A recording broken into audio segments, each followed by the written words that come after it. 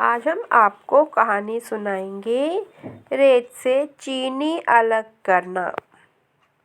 एक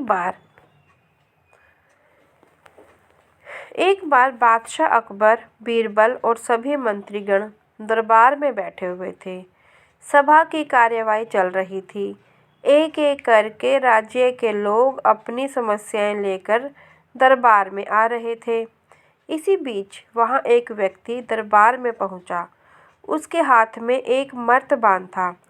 सभी उस मर्तबान की ओर देख रहे थे।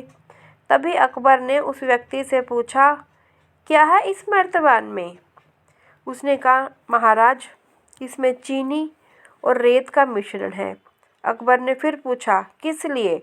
अब दरबारी ने कहा, गलती माफ हो महाराज, लेकिन मैंने बीरबल की बुद्धिमत्ता के कई किस्से सुने हैं। मैं उनकी परीक्षा लेना चाहता हूँ। मैं यह चाहता हूँ कि बीरबल इस रेत में से बिना पानी का इस्तेमाल किए चीनी का एक एक दाना अलग कर दे। अब सभी हैरानी से बीरबल की ओर देखने लगे। अब अकबर ने बीरबल की ओर देखा और कहा, देख लो बीरबल, अब तुम कैसे इस व्यक्ति के सामने अपनी बुद्धिमानी का परिचय दोगे? बीरबल ने मुस्कुराते हुए कहा, महाराज, हो जाएगा। यह तो मेरे बाएं हाथ का काम है। अब सभी लोग हैरान थे कि बीरबल ऐसा कैसे करेंगे। रेत से चीनी अलग अलग हो जाएगी। तभी बीरबल उठे और उस मर्तबान को लेकर महल में मौजूद बगीचे की ओर बढ़े। उनके पीछे वह व्यक्ति भी था। अब बीरबल बगीचे में एक आम के पेड़ के नीचे पहुंचे। अब वह मर्तबान में मौजूद चीनी और रेत के मिश्रण को एक आम के पेड़ के चारों तरफ फैलाने लगे।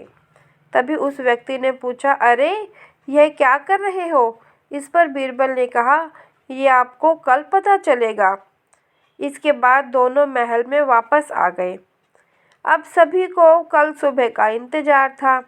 अगली सुबह जब दरबार लगा तो अकबर और सारे मंत्री एक साथ बगीचे में पहुंचे।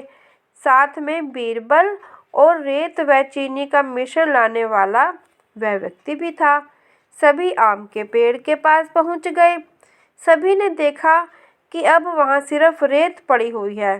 दरअसल रेत में मौजूद चीनी को चींटियों ने निकालकर अपने बिल में इकट्ठा कर लिया था और बची खुची चीनी को खुद कुछ चींटियां उठाकर अपने बिल में ले जा रही थी। इस पर उस व्यक्ति ने पूछा, चीनी कहाँ गई? तो बीरबल ने कहा, रेत से चीनी अलग हो गई। सभी जोर जोर से हंसने लगे।